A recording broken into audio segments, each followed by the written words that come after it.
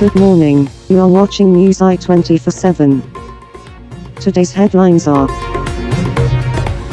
Pak-Russia coordination, consultations on evolving Afghan situation crucial, PM tells Putin, Prime Minister Imran Khan on Tuesday, stressed that close coordination and consultations between Pakistan and Russia on the evolving situation in Afghanistan were of crucial importance. The minister said this as he received a telephone call from Russian President Vladimir Putin. Recalling their earlier telephone conversation of 25th of August, 2021, the two leaders exchanged views on the latest developments of Afghanistan, bilateral cooperation, and collaboration in the Shanghai Cooperation Organization (SCO). The Prime Minister underscored the importance of peace and stability in Afghanistan for regional security and prosperity. He emphasized the urgent need for provision of humanitarian assistance to Afghanistan, and the imperative of averting an economic crisis. The Prime Minister underlined the need for the international community to remain engaged in Afghanistan. He stressed that the Afghan people should not be abandoned at this crucial juncture. In the bilateral context, the Prime Minister emphasized the growing cooperation across a range of sectors, and reaffirmed Pakistan's commitment to further upgrade the overall relationship. He underscored that strengthening trade and investments and energy cooperation were the cornerstones of engagement with Russia. The Prime Minister also reaffirmed the government's resolve for early realization of the Pakistan Stream gas pipeline project. He reiterated his invitation to President Putin to visit Pakistan. President Putin renewed his invitation to Prime Minister Imran Khan to undertake a visit to Russia. Relations between Pakistan and Russia have been on an upward trajectory propelled by converging views on important regional and international issues, growing trust, and increasing bilateral cooperation manifested by recent high-level interactions. The two leaders agreed to remain in close contact. Afghan FM, Pakistani envoy discussed bilateral ties. Acting Minister of Foreign Affairs Islamic Emirate of Afghanistan Maulvi Ali Khan Mutaqi met Pakistan's ambassador to Afghanistan Mansour Ahmad Khan at his office at the Foreign Ministry in Kabul on Tuesday. According to the ambassador, they discussed strengthening bilateral cooperation, particularly facilitating humanitarian, economic and people-to-people exchanges. 262 new COVID-19 cases reported in capital, Bangkok. According to an official of Bangkok, as many as 246 cases were reported on Monday while 270 cases were reported on Sunday. He said so far 103,125 cases were reported from the federal capital while 889 deaths were reported from Islamabad Capital Territory, ICT. He added 98,388 patients had recovered completely.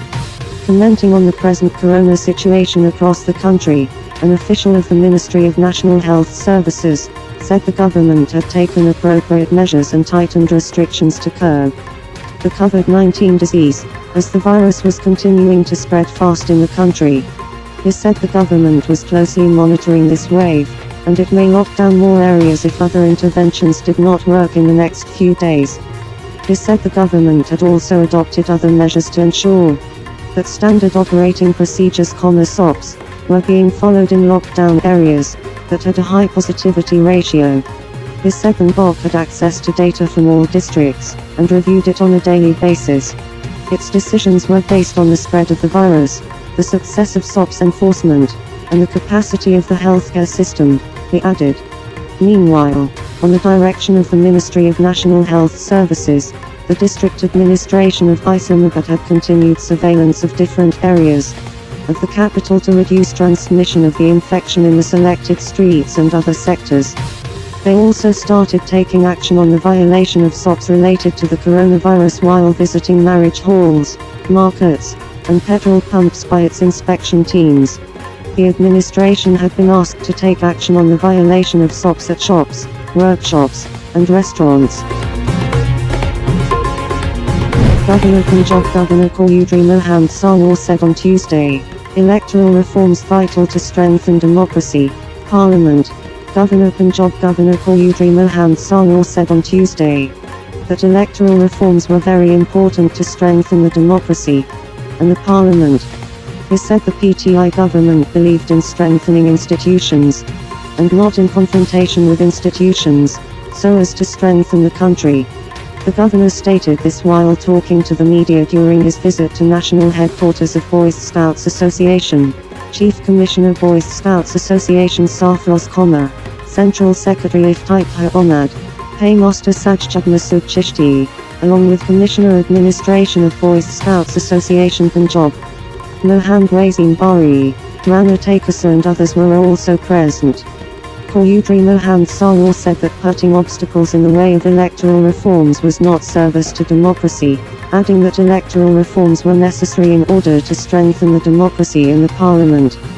The opposition should keep the interest of country and democracy ahead of personal interest, and sit with the government for electoral reforms, so that electoral reforms could be introduced to ensure fair and transparent elections. The governor said that doing politics was a democratic right of opposition, however the government had no threat from the opposition.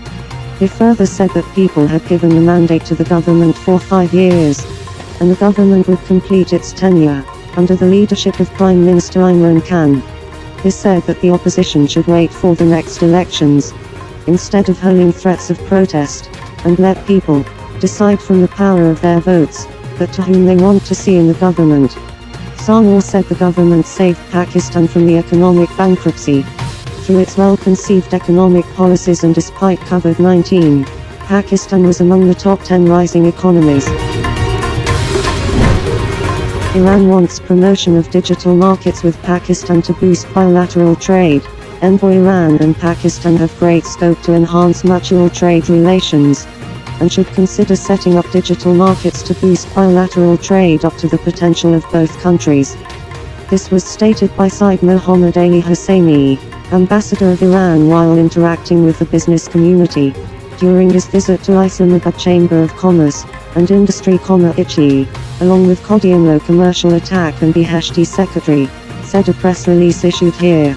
Hosseini said that Iran-Pakistan bilateral trade was around $1.5 billion before COVID-19, which has now come down to less than $1 billion. He said that foreign sanctions on Iran were a problem for trade promotion, therefore, establishment of Pak-Iran digital markets and joint border markets could be the better options to improve two-way trade volume. Hosseini said that Iran and Pakistan have agreed to set up 3 border crossing points that would help increase bilateral trade. However, he said that facilitation and exemptions by the government of Pakistan for border markets would support the Pakistani business community to further enhance trade with Iranian counterparts. The Iranian envoy said that lack of better connectivity between the private sectors of Iran and Pakistan was one of the factors for low trade volume, and stressed the need of close cooperation between Iran-Pakistan chambers of commerce to develop strong business linkages between the private sectors of both countries. He said that by implementing the TIR Convention, Pakistan can promote its exports through Iran to Russia and other regional countries. He also highlighted the need for exchange of trade delegations for trade promotion and assured that Iranian embassy was ready to help in introducing more Pakistani products in Iranian market. Speaking at the occasion, Sada Ayazir Ilyas Khan, President. Public debt on declining trend, inflation to remain at around 8%, says Tarim Federal Minister for Finance and Revenue, Shaukat Tarim said Tuesday that the country's net public debt was on declining trend, and reduced to 81.8% of debt-to-GDP ratio during the fiscal year 2020-21. Expecting that it would come further down during the current fiscal year. Addressing a press conference, here the minister said that net debt was recorded at 86.8% of gross domestic product, during fiscal year 2019, whereas it stood at 85.7% of GDP during FY 2020, which indicated that it was on declining trend during the last 3 years of the incumbent government. The minister who was accompanied by Minister of State for Information Faruk Habib, and Special Assistant to Prime Minister on Food Security, Jamsh Chima, however said that the debt was recorded at 74.1% of GDP during the fiscal year 2018. Explaining some underlying reasons for increase in public debt, the minister said that when Pakistan Tehreek-i-Insaf assumed power in 2018, it had to go to International Monetary Fund, IMF program, which he said led to devaluation of rupee from 104 to 167, and increase in discount rate to 13.25. Hence, this enhanced debt servicing formula 1,500 billion towards 2,900 billion instantly, which enhanced the public debt, the minister added. Giving absolute figures of net debt during the last 4 years, the minister said that currently the country's net debt stood at 39 trillion, compared to the net debt of 35.6 trillion in FY 2020, with 33 trillion during FY 2019 and was 25.7 trillion during FY 2018. The minister said that there has been gradual increase in foreign exchange reserves, held by the State Bank of Pakistan. First humanitarian flight to Kabul marks turning point in crisis. WFP. More than 90% of families are struggling to find enough to eat, and with winter fast approaching, aid agencies have been scrambling to meet massive needs before it is too late, said WFP spokesperson Thomson Fiery, who was speaking from Geneva. The WFP-led humanitarian air service UNHAS has completed 3 cargo flights since the reopening of the air link to Kabul on 12 September, bringing in medical supplies on behalf of the World Health Organization WHO. This has enabled humanitarian responders and much-needed relief items to reach desperate Afghans in multiple locations across the country. Prior to this, UNHAS has connected Islamabad, Pakistan, to the Afghan towns of Mazar-i-Sharif, Kandahar and Herat, since 29 August, Fiery said. Through its 6 field offices across the country, WFP has been stepping up its operations. Food convoys have been moving across the country, and in August alone more than 400,000 people received assistance. However, to avert a humanitarian catastrophe, much more is needed, Fiery said. WFP needs to reach 9 million people a month by November, if it is to meet its planned target of 14 million by the end of 2021. To keep the air services going, million is needed on top of the million needed to replenish the food pipeline and transport supplies into the country before the winter sets in, the WFP spokesperson said. According to Fiery, since the beginning of 2021, WFP has assisted more than 6.4 million people, including 470,000 internally displaced people.